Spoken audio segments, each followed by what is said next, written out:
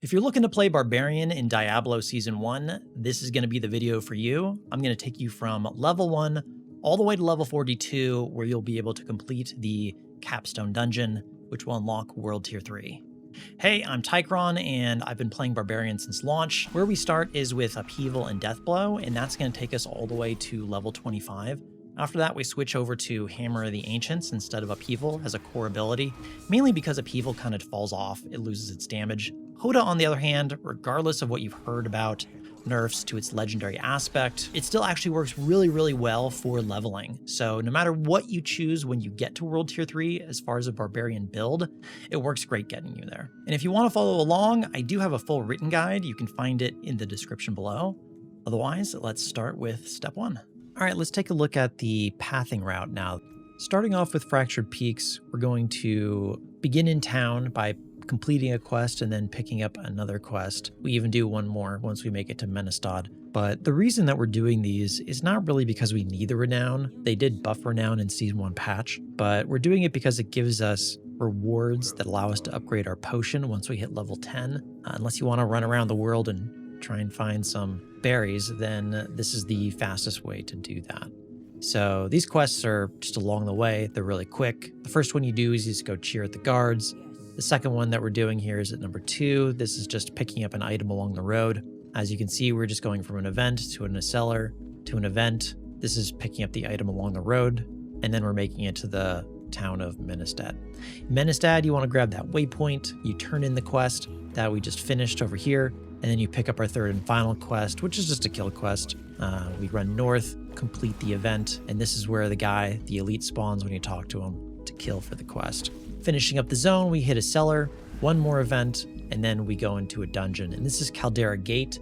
This is a great dungeon because it's very narrow, and there is also no end boss. As an Upheaval Barbarian, we just absolutely suck at killing bosses in dungeons, so we don't want to do those unless we absolutely have to. But you should reach level 10 by the end of that dungeon. You might be a little bit over 10, maybe 10 and a half, which is great because you want to use the all new and improved leave dungeon button, which is now 5 seconds to cast instead of 3. Thanks, Blizzard. And that'll take you outside the dungeon and then teleport to Menestad to turn in the quest. That'll give you your last quest rewards, and you're done with the zone. I did put some notes down here in this section about what kind of gear you're looking for along your journey. This isn't absolutely perfect, but it's a general guide of what to be looking for stats on your helm, chest, gloves, etc. Strength is always good. All stats and dex are okay. Dex is going to give you a little crit. All stats is a little bit of everything. But if you follow this as a general guide, I mean, getting movement speed on your boots is just a big deal. Look for that. Movement speed on amulet feels really nice. And as far as a weapon is concerned, if it's a DPS upgrade or it's a higher item level, you just almost always equip it. The only instance you would do that is if it's pretty close and one has better stats than the other. So we've reached level 10, we've upgraded our potion, we're moving on to Skaz Glen. This is a really straightforward zone. You're just upgrading your potion here at the beginning, and then you're just hitting a whole bunch of world events, a waypoint, a world event, and you're finishing up the zone in a dungeon to get our first legendary codex aspect, Ancestral Force. Ancestral Force is what we're going to put on our amulet. That's going to allow our Hoda, once we respec at level 25, to do more AoE damage, because the AoE area of effect of that skill is really small to begin with. If for whatever reason you don't hit 15 by the end of that dungeon, you may need to do 1 to 2 world events, but every time I've tested it, I've been over 15, sometimes even 16, so it should work just fine. And at level 15, you may know what that means. It means it's time to do our class quest. The Barbarian class quest starts in the Dry Steppes in Ked Bardu, so you want to teleport over there, pick it up from the blacksmith in town. You have to walk over to number 23 on the map here. You kill a bunch of bandits and monsters. Once you get to the area, it's going to put a big blue circle on the map. You can actually kill bandits and monsters outside that blue circle and still get credit. I often start migrating to the left over here, just so I'm close to the next step once I'm finished. 24, you go into a little cave. You're going to kill a big boar. And then after that, you just teleport back to town, turn in the quest, and this is going to give you your expertise. What I recommend now is you use the two-handed axe expertise. This is going to give you a little bit more oomph when you're attacking targets that are affected by vulnerability. To wrap this up, we're going to head down to Step 26 here, this is Onyx Watchtower. This is pretty efficient farming for experience, which is what we need right now. Before you leave town, I would recommend swapping to World Tier 1. Doing the Stronghold in World Tier 2, it just slows you down too much, and the XP gain really isn't worth it. So do the swap in Kedbardu, then ride out to the Stronghold, and you'll be ready for the next step.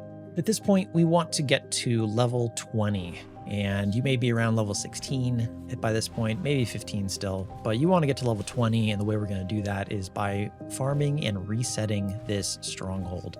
Because there's a lot of elites, and elites give decent XP, this is what we're going to do. Pathing that I like, which feels like it's the most efficient, is we're going to swing around from 1 to 2. 1, there's a lot of non-elites. We climb up a wall, we get to 2. There's sometimes an elite up here, we kill it all. We run through 3, it's a bunch of non-elites. Run to 4. The elite spawns here when you get to the back wall, so you'll want to do that and then kill everything. This is the probably most dangerous part of the entire stronghold is number 6, because there's 3 elites that are in cages. They're all animals, and there's a single taskmaster in the middle. He teleports around. I then come down to number 7, kill the last elite with the group of regular monsters. 8 to 9. There will be a key that'll drop on the ground at some point. There's a door here that you use that key at number 9 to unlock the final elite. There's also a resplendent chest in there, which gives you loot. And then you reset at that point. So you just do this, rinse, repeat, until you're level 20, and then you can move on to the next step of the leveling path. So we're level 20. At this point, we want to go and start getting more of our legendary codex aspects. Where we're going to start is in Skaziland.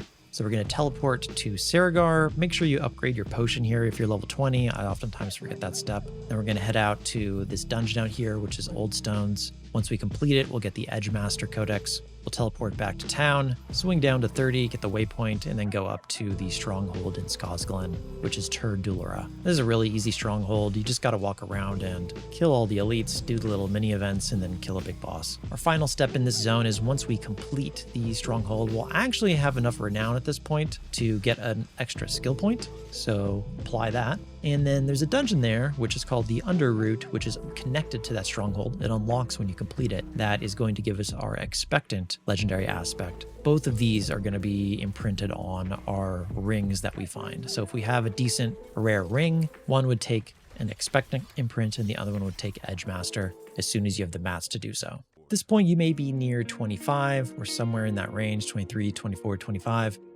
That's totally fine for the next steps of this. We're going to actually teleport step 33 to Menestad, and we're going to horse our way down to Nostrava. Nostrava is another stronghold. Pretty easy. Complete it. You'll actually complete the renown for Fractured Peaks at this point and get another skill point. Here I like to get, I didn't used to do this, but here I like to go down to Nevesk, get the waypoint, and then do this dungeon. This is the Defiled Catacomb. And this is going to give us Tempered Blows. And I didn't do this before because it was kind of unnecessary. But since they nerfed No Mercy and they nerfed Hamstring, I like getting a codex imprinted that gives me Fortify earlier than level 36, which is when we get our next one. After that, we move over to step 37. This is another stronghold. From there, we move up to a dungeon. We get our Rapid aspect. Rapid is going to make it so that every time we use Lunging Strike, it happens 15% faster, which is just a quality of life thing. We're going to imprint those on our gloves. Teleport back to the stronghold, grab another waypoint, finally move up and clear Temple of Rot at step 41.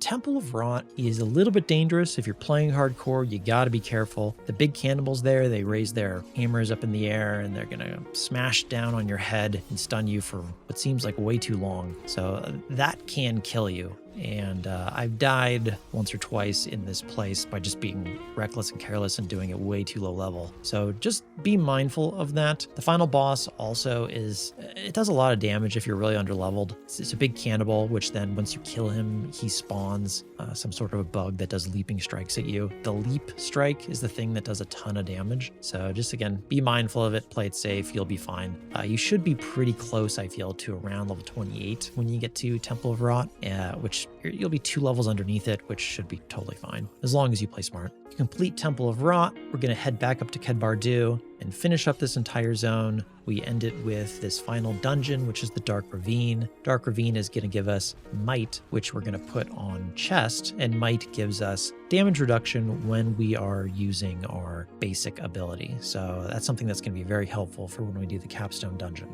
This dungeon also is actually not too bad for loot. There's a lot of elites in there. I did compare the timing between this dungeon and Onyx Watchtower, and the XP per hour was still better in Onyx Watchtower. But if you feel like doing a relaxing dungeon, getting a lot of loot, and it's pretty easy for this Barbarian build, this is a great one to reset. And since they added a reset button to the game, something I didn't realize until earlier today, you can just exit the dungeon, press that button, and go right back in. At this point, I normally would go from this dungeon back to Onyx Stronghold, or if I'm feeling strong and I don't need loot, I'm going to go to Kor Dragan for XP farm.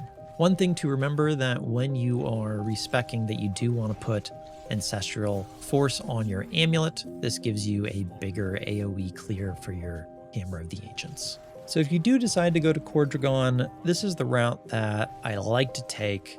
You're starting here. When you do the reset, I like to hang left, pull everything down here, kill it all, go up. These little red dots here, these are things that you would kill which unlock the elite that has the big red circle. There is one down here too, but it's annoying to get the third one, so we don't do it.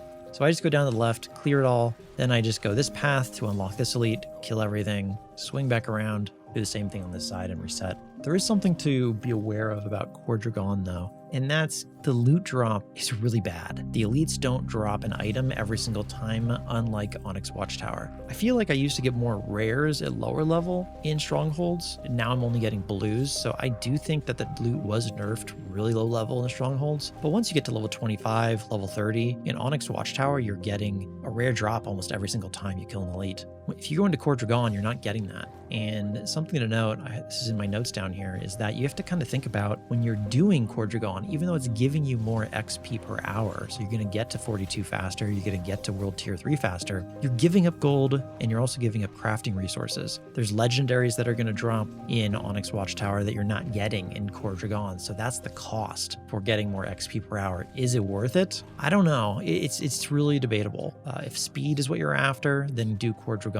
If a more smooth leveling experience for more crafting materials, I would just go back to Onyx Watchtower and just skip Kor Dragan altogether. I think maybe balancing between the two is the right play. So 30 to 34, you do Kor Dragan, and then at 34 onwards, you go back to Onyx Watchtower. But I'm going to kind of see how strong I am and how badly I need gear and make those decisions up as I play. So whether it's Onyx Watchtower or Kor Dragan at level 38, we're going to move on to the next step. The remainder of this guide is basically just getting our final skill points and our final codex aspects. We're going to do Hawazar first. We just teleport to town, move up, clear the first stronghold, hit a dungeon to get Numbing Wrath. At this point, we would replace Tempering Blows with Numbing Wrath on our helmet. I believe it just gives us more fortify more quickly, but you be the judge of that.